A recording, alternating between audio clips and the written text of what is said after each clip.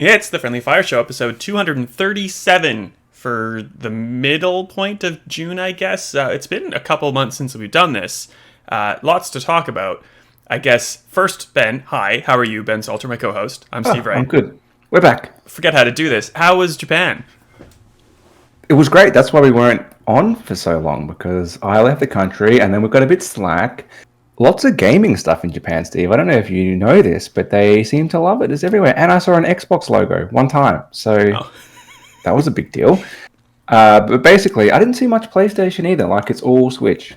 All Switch all the time. That's all anyone seems to do. The ads are all over the train. You can't go on a train more than like 2 stops without getting a Switch Sports or a Splatoon ad. Huh. So, like, yeah, it seems to be, it's all Nintendo. Were they still doing, like, Pokemon Go? Because it was huge when we went, but that was, like, 2017.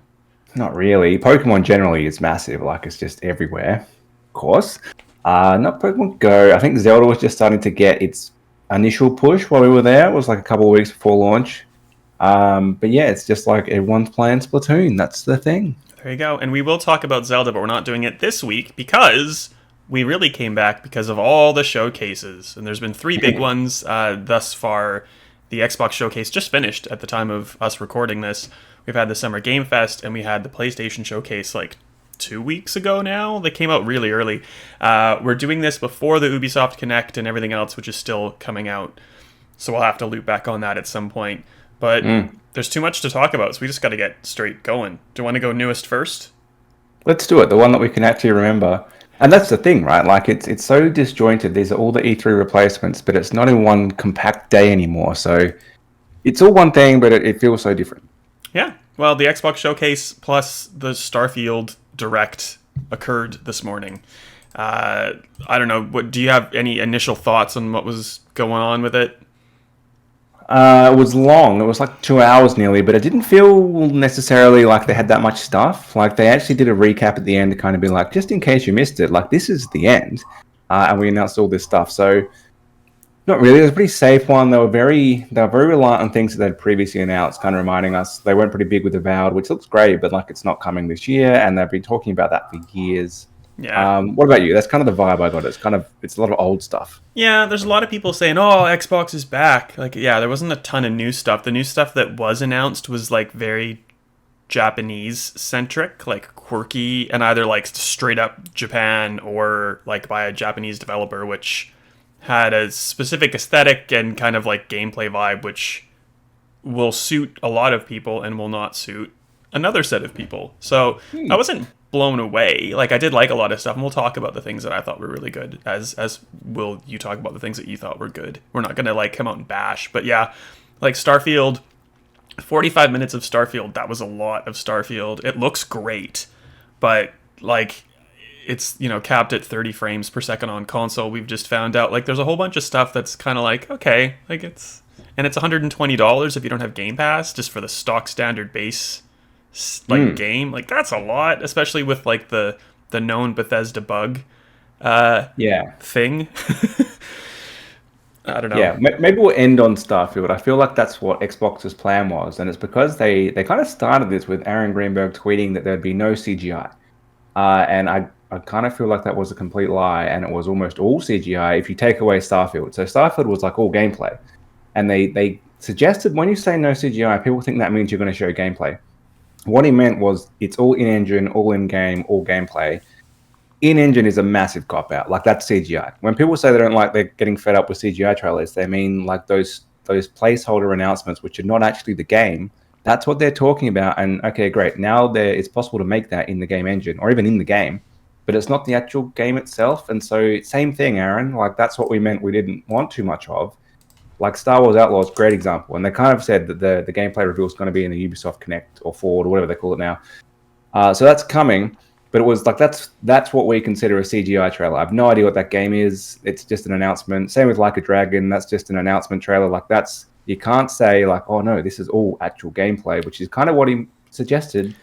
That's not the case at all. He also suggested people needed to bring a change of pants for reasons that I'm not going to get into because I don't want to get that graphic. But even if you gave Greenberg a pass because Like a Dragon and Star Wars Outlaws were third-party games, like, Microsoft really can't control what they show. Like, Fable is a really good example of an in-engine trailer that is not really indicative of gameplay. And it looked No. fantastic, and it had, I forget his last name, Richard, the funny Ayoade. guy. Thank you. From the IT crowd, like, I'm so excited for what Fable will be, but there wasn't a release date, there wasn't a release window. It looks hilarious, it looks like it's going to be very true to Fable, but, you know, in a modern, stylized kind of way, but, like, that was CG, and we have no idea when to actually expect Fable, so there's good and bad in that for me. Yeah, I think that probably Forza was pretty similar, and we expect that from Forza. And yeah, I get it. The game's going to look this shiny, it's going to look this great, but that's still a CG trailer. Like, it's not the actual gameplay. So I think they're a bit misleading with that. I know it's just a tweet, and like he's just trying to look high and mighty. And we've learned from past where we went full CG, as in they didn't even have something that could run on a console. Yeah. So I think that's what he meant, but it got misreported. And it is how he structured his tweet. Like, he was very aggressive and coming across like, no, none of that. Yeah. Not true at all. They were still very reliant on that, as is PlayStation in theirs, which we'll get to next. I think it's probably just Nintendo who don't really go CG because they can't, because it would be too obvious this isn't the game that you're going to get on an ancient handheld. Well, we've barely seen anything of Forza. It's coming out in October, so I guess that's a thing. Like, we don't have to wait much longer. The release date's there, so that's nice. Avowed went from like a title card to like actual gameplay. That was one of the trailers that actually had some gameplay in it. So that's a 2024 release window, which looked decent if you're into one, Pillars of Eternity and its world, and two, like hardcore fantasy RPG, which I know a lot of people are. I'm not in that camp. Scrolls. Yeah. Well, and let's give Avowed credit here. Like, so that's the opposite. If we're kind of saying Fable was showing you nothing of the game, Avowed really did give you a good taste in it. I would call that an actual gameplay trailer. It showed you what the game actually looks like in gameplay. And I think that's what Xbox set the scene for every game, but they did it for very few. Avowed is one. It's not coming out for ages. And that's the biggest shift overall, right? Is last year they were very big on everything you see today is coming out in the next 12 months. And I think, at least from the first-party games, almost none of them did. Oh, yeah. Like, that's the narrator comes in and goes, almost none of these games came out in the last 12 months. But anyway. At least none of the first-party ones. And so the two big ones that are coming out this year were both meant to be out by today. Like, today is the 12-month cutoff of last year's show. Forza and Starfield both failed to make that. So they clear change of mindset. They decided, let's not do that again, because we can't really deliver that. And most things just said 2024. I'm going to suspect some of them won't actually make 24. Fable didn't even have a date on it, which makes me think 25, 26, 27, like, but definitely not 24. Yeah. But that's good, though, because, like, the thing that came out recently was Redfall, and I liked it a lot more than other people, but clearly the consensus is it needed more time to bake. So, yeah, like, let's not paint ourselves into a corner there, Microsoft. Well done. Absolutely. And that's been their issue. Since the Series X and Series S launched, they've just been struggling to get games actually out, and they still are. And they've kind of admitted that with a change of tact here, but it still kind of feels like, okay, Forza and Starfield are the games coming out this year. They were actually meant to be out last year. Like, it kind of feels like they're missing something. And I get it; they're two big hitters to have for the holiday season, but there's nothing before that. There's been nothing for the past 18 months since Halo, really, at that AAA scale. Yeah. And it kind of felt like they were going to have one other thing that was going to come out this year. But it obviously is just harder for them than they anticipated to actually get these games out. Well, and their big kind of push at the end that they put on Xbox Wire just before was like, like we're getting ready to release exclusives, in a steady cadence throughout, their next couple of years, which is something they've been saying for a couple of years before this. So, like, I'm glad we're finally actually getting to that point. But that's true. Like, there's stuff from In Exile. There's something from the Tower Defense. I forget which developers behind that. Like, they looked all right. Like, I don't really want to talk about those, but I do want to talk about South of Midnight, which is from Compulsion Games. They did We Happy Few. Super stylized looking. Again, one of those trailers that it was in engine, but like, I don't think it was indicative of anything resembling gameplay. No. So that's a CGI trailer, Aaron. That's what we're considering a CGI trailer, just made in engine. Yeah. But looks really cool. It's like tapping into Southern folklore, like Southern US, kind of like New Orleans folklore. It's got like a weird, it's not claymation, but it's got like a kind of like its own, not janky, but it's like, I don't know, the movement looks really neat. I'm excited for that. That's probably one of the first party games that we didn't know about, if not the only first party game that we didn't know about, that I'm actually excited for. And I think that's a 2024 release. I can't remember Yeah, now. sounds right. Most of them were, and they were pretty excited by it. Like they showed that pretty early on as kind of like, look, something new and something different. And so they should. Like, it did look good. It looked different. They were pretty. I think they said it was Compulsion's first new game since coming under Xbox or something like that. Which is good. Like, it's good to see a little bit more, and they kind of lent into with like Avowed. That's a new IP as well, and whatever other thing they showed at that time. Yeah. And so they were kind of go with like, look, we've got some new stuff. It's not just Forza, Gears of War, and Halo. We've got new stuff. The challenge is just, and it will be released at some point. Like, that's the bit that they're struggling with. Yeah, well, a lot of people were expecting something with Banjo Kazooie because it's like I think it's the 25th anniversary of Banjo Kazooie, or at least one of them, something like that. Didn't get any of that. Didn't get a Gears, which is weird. Like we didn't see anything coming from the Coalition, even though they've been kind of playing around in Unreal Engine, and they ended Gears 5 on an absolute cliffhanger. That's just like, I'll get there eventually, which is kind of strange. Like I was expecting something, but I guess not. I wasn't expecting Microsoft Flight Simulator 2024, but it looks No, really cool. Another one of those ones, though, where like that's not gameplay, that's just an in-engine. Like, that's the stylized shots as you're like crashing the helicopter into the mountain, not, actually doing what the helicopter was doing in that trailer, because I can't fly absolutely. to save my Yeah. life. But it looked really, really good. They're calling it like next gen. They're like really tapping into like a graphical upgrade, I guess, is the takeaway from that trailer. And it looks great. I don't know how I that's think going to it'll be amount similar. to gameplay. Yeah. I think it's gonna. So, like, Flight Simulator was a great game from a technical point of view. I think it's one of the few games with Ratchet and Clank that feels like this couldn't have run on PS4, Xbox One, like just impossible. But the issue with it long term is there's nothing to do if you're not like a flight head type of person. So, like I did all the landing challenges because there's an objective, right? There's something to do, and you fly around a bit, and you're like, oh, there's where my house would be, and there's something I've seen before, and that's kind of it. Like, there's nothing else driving you unless you want to set flights, which I don't really. So I think this solves that problem. Like, it gives you things to do, and it gives you objectives and different things to do on purpose, and different types of flight and all that stuff. So yeah, I think that's who would play it. Like, it looks much more involved than Flight Simulator 21, 22, whenever that one came out. Yeah. 21. 20, I think it was 21.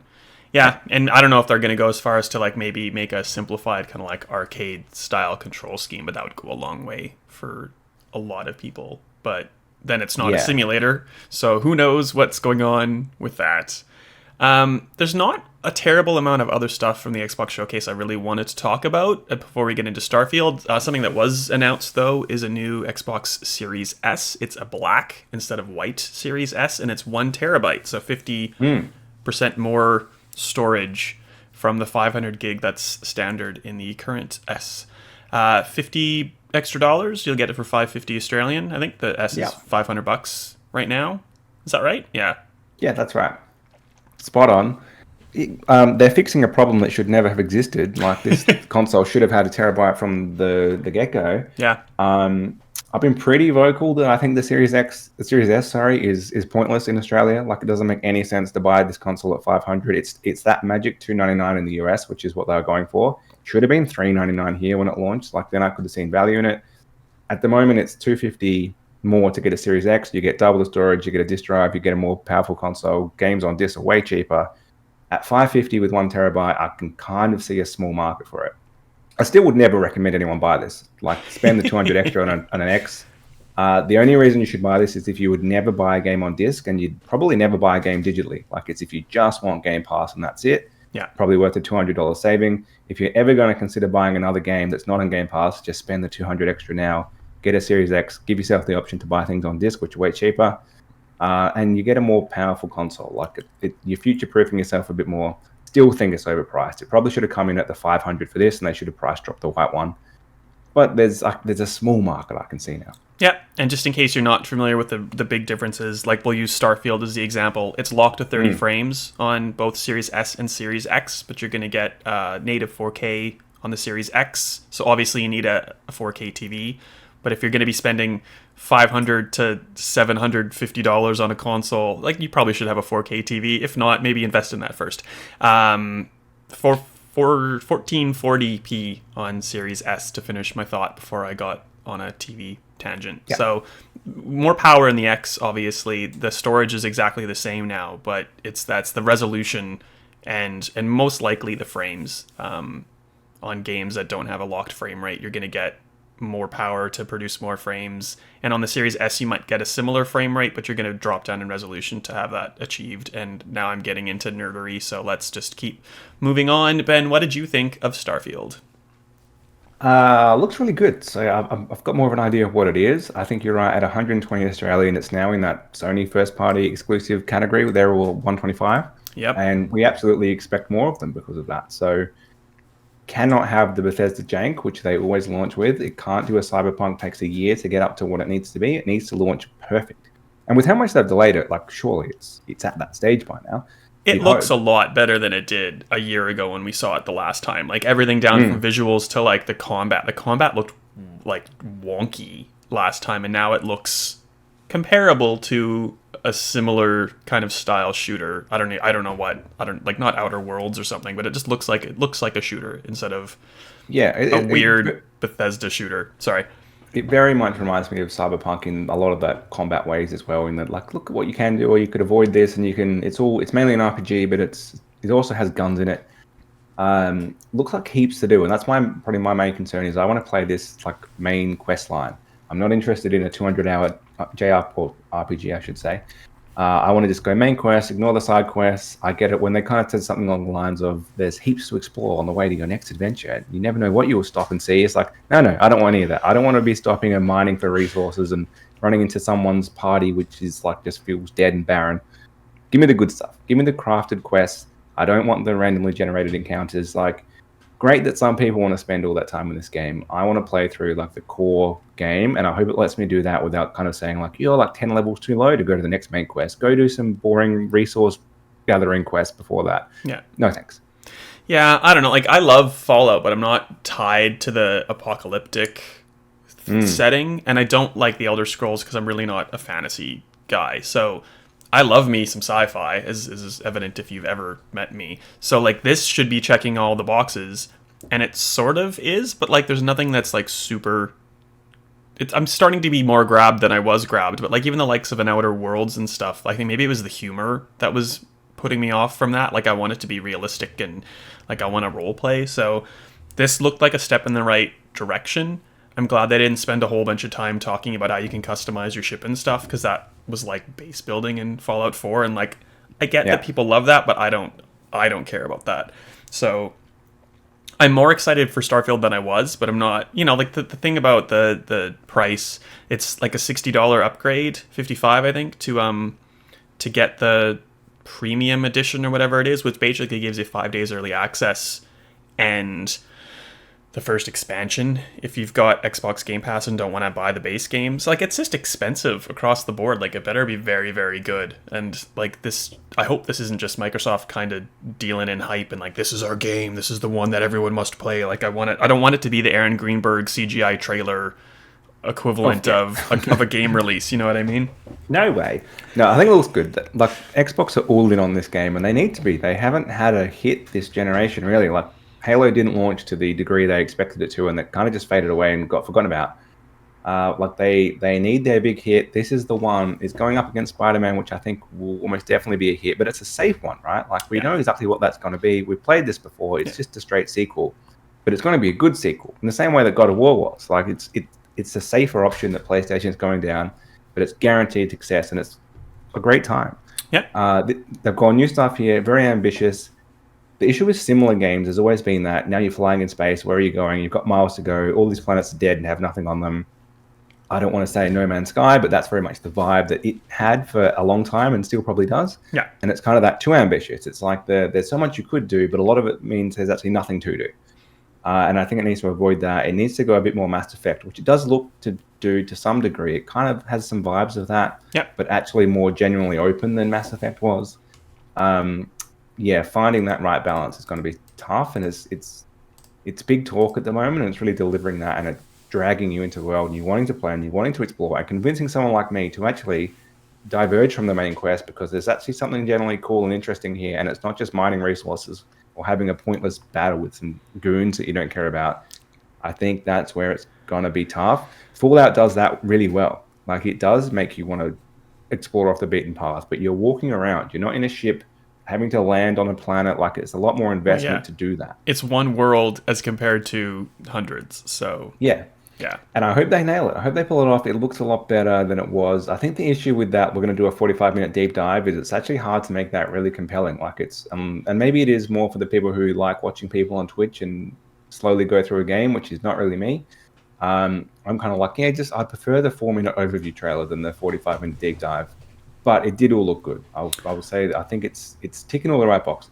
I'll tell you what, I didn't wake up for a single super early press conference this entire stretch, and I didn't watch the 45-minute Starfield deep dive. I watched the 5-minute one, and I watched the other trailers. I didn't watch the show at all, and I'm feeling quite good for it, to be perfectly honest. If you can condense your 2-hour show into like 20 trailers, I'll just watch 20 trailers. And even in like the 2-minute ones for some of the games that I was kind of talking about before, if I think I'm a minute in and I'm done. I'm like, all right, I'll skip to the next one. What's going on? Good way to watch. That's it. I feel like, and that probably leads us into Summer Game Fest, which thinks it's the E3 replacement.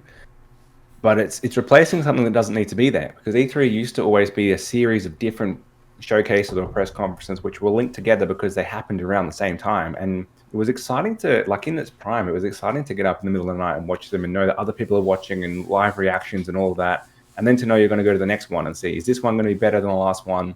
They structured it in a way to try to have the hype at the start and the end and kind of try to keep you watching in the middle, essentially. Yeah. And it was exciting. Summer Game Fest is replacing, like, it's trying to be all of that in one, but all the big players still want to have their own showcase. So it ends up having none of the big hitters. It's just got kind of the dregs who never really were worthy of an E3 press conference. And now that it's all spaced out, like PlayStation goes weeks in advance, Ubisoft seem a little bit more delayed. Like, it would have used to be, we would have watched Ubisoft by now back in the day.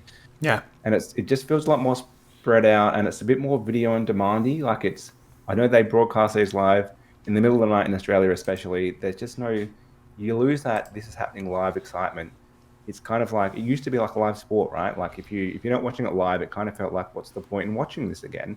Now I feel like it's just it's pre-recorded video. I can just watch this whenever, no different. And if I see something that's really not interesting me, skip ahead. Yeah. So it's lost some excitement because of that. Well, and the weird thing about like other years compared to this is that, like we did straight off the bat with Summer Game Fest, get a new game announcement, revelation. That's not the word I wanted, but that's what I just said. In a new Prince of Persia game, which we'll talk about in a second. But like, if you looked at the title of the YouTube video that was sitting there waiting for you to like watch it when it went live, it was Alan Wake 2, which, don't get me wrong, super jazzed for, but like, we know about that game. Final Fantasy, yep, we know about the two that Square is planning. And what was the other one? Mortal Kombat 1, which got announced properly, well, which was rumored 6 months ago and finally got announced like 2 months ago. So it's like, come for the stuff you've already seen and stay for maybe a game announcement or two that you didn't know about. Yeah. Which summarizes the entire thing for me. That's the issue, right? Like, all these things previously would have been announced during E3 without a Summer Game Fest equivalent, because they would have gone in as a third-party partner. Like, Xbox today had 11 of their own games and, I don't know, 20-odd or something, or 15-odd third-party games which were in there. Most of those will be on PlayStation as well, presumably. The same way that Xbox had a bunch of games, like the Metal Gear Solid remake, also coming to Xbox as a third-party game that was just kind of, it fits in the PlayStation showcase. It makes sense to be there. Yeah. Doesn't need to be in its own thing. So Prince of Persia is an obvious one. Ubisoft is doing its own thing. Could have been there. Like, Alan Wake could have slotted in at Microsoft or PlayStation show. Like, it didn't have to necessarily be there. And I think maybe that's why the Xbox and the PlayStation showcases were a little bit down on previous years, because some of the big announcements were always third party. And Summer Game Fest is now trying to steal them for its own thing, because if it doesn't get them, it has nothing. Yeah. It kind of feels like they've added one more thing that doesn't need to be there. Well, and that's like, Ubisoft's kind of not shot itself in the foot, but like, they've done some pre-briefs for games, and one was unannounced up until this morning, and now I know that I'm going to a pre-briefing for Star Wars Outlaws, which was announced at Xbox. So like, not that I'm allowed to say anyway, but trust me on this, I don't know of a single unknown game that's going to be revealed at Ubisoft. So like, I'm sure they'll have something, but they've already dropped out 2, like one for Summer Game Fest, one for Xbox. Yeah. And So they used to do that. So they used to always have, like, watch the Microsoft show and there's like a Ubisoft game announced, but then you'd watch the full reveal later, like that same day. So it was almost like it was part of the same thing. and they used to have ages more later. games, so they would be able to do that better. And they weren't That's true. NFTs, or they weren't, free to play arena shooter. Anyway, let's not dog on Ubisoft. I am actually excited for more about Outlaws, because that was in the Xbox thing, but it was fully CG, like you were saying. So like maybe we'll get some actual gameplay. It's from Massive, which is the Division developer. Sorry. It's exciting to get a Star Wars game not from EA. So they've had the license for like 10 years. So someone else having a crack, that's exciting. Not to say EA's games have been bad, but they've become a bit similar-y. Concerns, it's going to be the full Ubisoft bloat world, because they've made a pretty big deal. This is the first open world Star Wars game, which I guess is true. I've never really thought about that. There've been some pretty open Star Wars games, but maybe not. They're kind of meaning like a more traditional open world game. Yeah. I've just finished Jedi Survivor, which I would class as an open world game, but anyway, beside the point. Mostly. I guess it's pretty good. Slightly more level based, but yes, I think they mean more like Assassin's Creed style, full on open world, which then makes me think, am I going to be climbing towers and unlocking the map for 4 hours before I do anything? Like, yes, that's my concern. And you open the map and there's 7 million icons just waiting for you to shoot a blaster at or something. Prove me wrong, Ubisoft. Don't do that. Have a different take on an open world. We don't need to unlock the map. You know what I would love? An open world that begins and the whole map's there. You don't need to do any unlocking of any maps. That would be great. That would be good. That's not going to be the case with Prince of Persia: The Lost Crown. That was what was announced at Summer Game Fest. It's a 2D side scroller. I think by the Rayman Legends team. That feels like a fact that I haven't made up. Sounds good. I'm kind of upset because I liked the 2008 Prince of Persia reboot, but that's never ever going to come back again. And the Prince of Persia: Sands of Time remake, which was announced ages ago, is basically on hold from what I've heard. Like, it's just gone into development hell. So this is the Prince of Persia we're getting. It looks pretty good. Like, it's a very 2D affair. We had a Sonic game announced at the same time, SGF. Same idea, 2D, back to basics, kind of classic. So that's... They've done that like 5 times already. You've used that move already, Sonic. But the original designer is back, so maybe it'll be good this time. Maybe. Well, their 2D games, like Sonic Mania was good. Like, that does work, but it's not a big... return to form, like they've done that before. Anyway, moving on. I didn't mention Mortal Kombat in our notes. Do you want to talk about Mortal Kombat 1 at all? Not really. It's more Mortal Kombat. Yeah, that's fine. It's good. Like, the single player is really fun. It's fun to get around with friends and like pass around the controller. It's more of that, really. So if it ain't broke, don't fix it. Something that I want to talk about that you won't have a single word to say anything about is Star Trek Infinite. Right. Star Trek is a franchise that I love. It's always just been on mobile games of late, apart from like Star Trek Online, which is now 12 years old or something like that. So this is a strategy game from Paradox and the people who made Master of Orion, and I forget the dev name. So it's like a 4-faction strat title set before TNG, but somehow involving the Borg, which if you're a Star Trek person, you're scratching your head because that makes no sense, but I'll let it go. And they're announcing more about it later this month, so I'll keep an eye on that. I think it's safe to say that the pinnacle of the highlight, the focal point, there we go, of Summer Game Fest, though, was Remedy's Alan Wake 2. I think everyone knows how excited I am for that, but what did you think of what Remedy presented, Ben? I'm not as big of an Alan Wake buff as you are. I did like it, though, like when I played it years ago. Didn't play the remaster. So it's not a level of game for me that I need to play again, necessarily. Yeah, it looks good. Nothing particularly outstanding for me. That said, I did love Control, so I feel like Remedy won me over more with Control than they did with Alan Wake, so I like their style of game. Looks good. I think the main thing is I'm surprised it's coming out so soon. Like, I just assumed this game was going to be when we said it's coming out soon, we actually meant it's going to be delayed 2 years and it'll be out like in 2025. Just because that's how jaded I've become now. We're so used to this weekend delays on this show. I expected a delay, but it's relatively soon. They've been working on this for a while, and it's been brewing in Sam Lake's head for a while. It's good that you mentioned Control, because it looks to me like the quirkiness, the imagination of Sam Lake that really got to present itself in Control in the Alan Wake world, with the Taken and the Dark Place and Alan like writing things into manifestation. But like, it's now framed around basically the Resident Evil 2 remake control scheme and presentation style, which I am fine with. So it's kind of like the best of all the things that it's drawing from. Okay. I'm super jazzed for it. Jamwalker is in LA right now. They got to interview Sam Lake.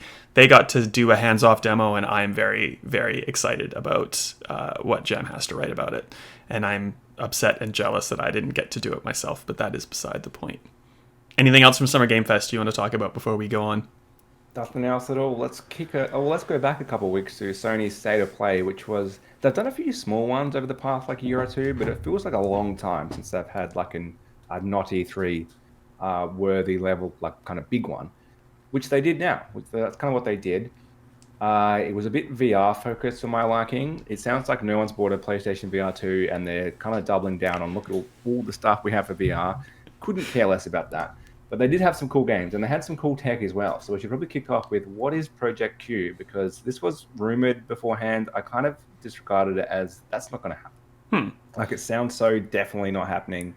Definitely doesn't make sense for Sony. But then when I saw it, it kind of does. Like it's basically a Switch for your PS5 that needs to stream games because it can't run them natively, which fits in with PlayStation Plus as a sub-service if all those games can be played easily. They didn't really make all that clear yet. Do you need to run it direct from your PS5? Can it play some of those from the cloud? Maybe they did mention that and I tuned out, but it's basically a DualSense, I should say, cut in half, jammed on either side of the screen. The dodgy mock-ups that you'd see online when people would say, we should make a PlayStation handheld, and someone's just photoshopped it like that. That's what it actually looks like. It's actually that.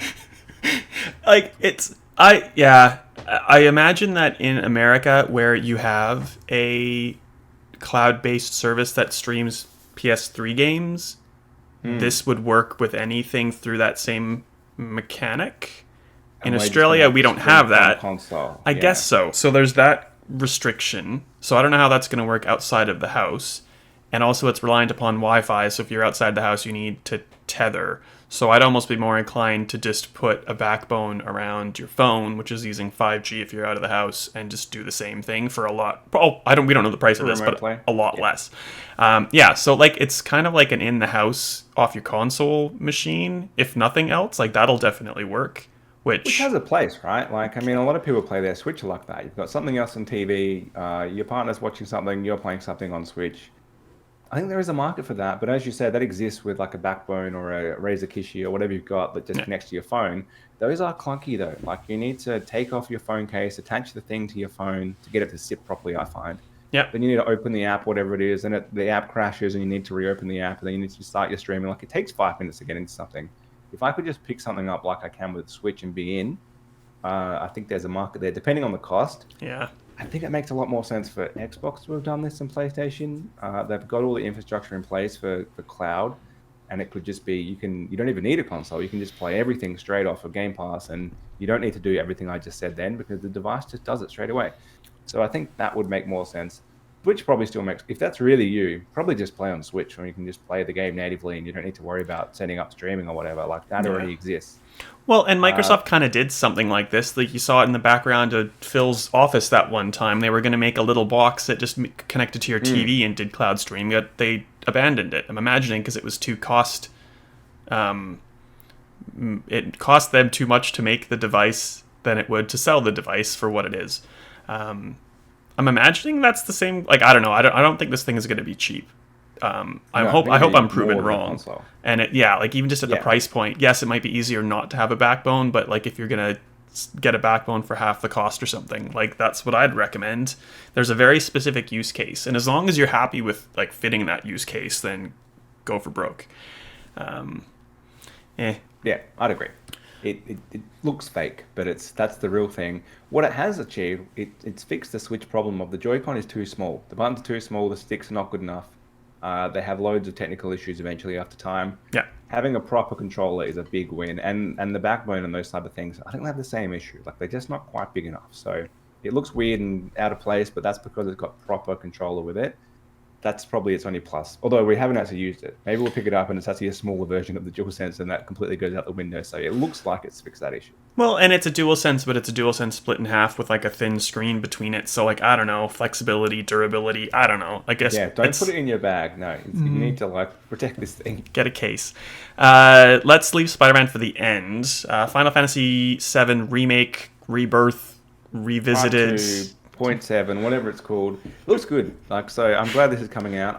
The first part came out so long ago. It was a PS4 game. I almost forgot about that. So this is kind of PS5, early 2024. No release date, but it's yet again a look what we're showing, but not this year type of game. Wouldn't surprise me if it got pushed back. I kind of wish this game would come out sooner. Like, it feels like a big gap for a multi-part remake. But that said, obviously a lot of that dev time went through COVID. Maybe it was intended to come out sooner than it has done. But yeah, I'm not a big Final Fantasy person, but I really liked Final Fantasy VII Remake Part 1. So looking forward to it. Yeah, I don't have much to say. I don't know why people thought it was magically going to be announced for like Xbox or PC or something like that, because it wasn't. It's just a PS5 game, and I don't feel like that's news, to be honest. Like, we kind of knew that was coming, I thought. So No, they never announced that Remake or 7 Remake was PlayStation only. It's just been assumed that it was a time exclusive. It must have been 1 year, it must have been 2 year, maybe it's 5 year time exclusive. Not the case. It just seems to be that it's a full PlayStation exclusive, that PlayStation didn't make a big song and dance about that. Maybe something in the contract said they couldn't be too explicit. They could just say it's coming to PS5 or coming to PS4. Yep. And that's it. There you go. Something that's also coming to PS5 just when it comes out, we'll eventually get to PC probably a year later, is Spider-Man 2, which we talked about. It's got an October release date. We saw some gameplay. Like you were saying, it looks like Spider-Man Miles Morales, but you've got the original Spider-Man in there too, and some Venom and a symbiote suit, which, like, admittedly looks cool as hell. It's going to be great. There's almost nothing to talk about because we've already played so much Spider-Man. There's a reason that Insomniac Spider-Man games are awesome. They figured out how to make kind of like a superhero tie-in game that's fun to play. Probably has its shortcomings when it starts to come to repetition. Now, this being the second/third game, depending on how you want to look at it in this series, I hope it does mix things up a little bit more. So it's not that if you go back and play Spider-Man 1 now, and if you did play the remaster, so you played it a second time, the formula is extremely obvious. Yeah. And they did it really well, and I think they needed to do it like that to kind of kick off a different way of doing these kind of superhero tie-in games. But I'm looking forward to see what's next. Like, what are they doing with a different generation of consoles? They've got a lot more power this time. How can they mix it up a little bit more so it doesn't fall into probably the Batman trap of same again? And by the time we got to like the fourth game there, it was a bit like, we've done this. Well, then it became, it's the Batmobile, and like none of that driving stuff was actually fun, but it was something new. There's a huge difference, like when you go back and play it between the original Spider-Man and Miles Morales. They got rid of a lot of like the repetition and the pain points involved in that. So I hope we get something similar with 2, like just another kind of continuation of engaging stuff, but like less bloat and less grind. Yeah, I think we will. It's looking exciting, and they know that's their big ticket items. Very similar to Starfield. They ended with it. There's nothing really surprising or that exciting there because it's been announced for so long. We know it's been coming for so long. It's finally coming out this year. That's the exciting part. But yeah, it's not grabbing me in that same way. The same way that Starfield would be great, I think this would be great, but it's not super exciting. No. Anything else you want to talk about PlayStation? It was pretty lackluster to me, but like the whole kind of thing was this year. It's just like stuff we already knew about. It's not Sony's fault. That's kind of like everybody's fault at this point. It's been the theme of this year's not E3 events. It's kind of the stuff we knew about that's finally coming or is actually coming next year because it's just been in development longer than we anticipated. All this stuff is coming. Soon there'll be games, but it still kind of feels like we're still getting that bit of lag of a few years of delayed development. So not as much as there has been at previous either E3s or E3 replacements this year. Yeah. Well, all right. Let's. We're running long, which is well, it's actually very much like us, but we're trying to not be like that. Let's do a lightning round. I'll throw out some headlines. You comment if you feel like it. We're going Aussie-made for the end. Demos coming with Steam Next Fest for Australian-made titles like Moving Out 2 and Jumplight Odyssey. The first is by SMG Studio. It's that couch co-op moving game where you move couches. And Jumplight Odyssey is like a starship management simulator thing from League of Geeks, which also looks really cool. They're both coming out as a demo in a week, something like that. Thoughts? Yeah, looks great. I don't know that Moving Out 2 needs a demo because it's a sequel that's going to be very similar. We know what it is, but good on you. Check it out. It's really good. Citizen Sleeper 2 is now a thing. It's a sequel to the original, which came out in 2022. I don't know if you've played it. It's on, if it's not on Game Pass, it used to be, and it's like super fun. It's not like a narrative story. Like, it's not a narrative adventure, but it's almost close to it. You kind of just go up and down a ship, like clicking on different points and interacting with things. It's quite weird to get your head around. After like the first 10 minutes, though, it's great. I would highly recommend it. This is the sequel. I don't think it's dated yet. I have no idea what that is, so I'll take your word for it. It's quite good. And Macabre. I don't know how you'd say that. Macabre? Yeah, whatever. It's scary. Macabre. It's a stealth extraction horror game from a Sydney studio called WeForge. It was part of PC Game Show, and looks pretty decent. You can go check it out on Steam if you would like. I just thought it was neat that we had so many Australians kind of front and center this year. Yeah, that's very cool. That's it. That's it. We gotta go. That's it for this week. All right, that's it. We'll talk about Zelda next week. How do we find you on the internet, Ben? Ben_Salter on Twitter. Apparently I need to change my Discord username. I've got a massive prompt for that, so I don't know what that's about, but don't find me on there because I never use it. Where do we find you? You're using it right now. This is how the sausage this one is time. made. I'm srightau on social media. Stevivor.com is where you'll find words. And we'll see you next week.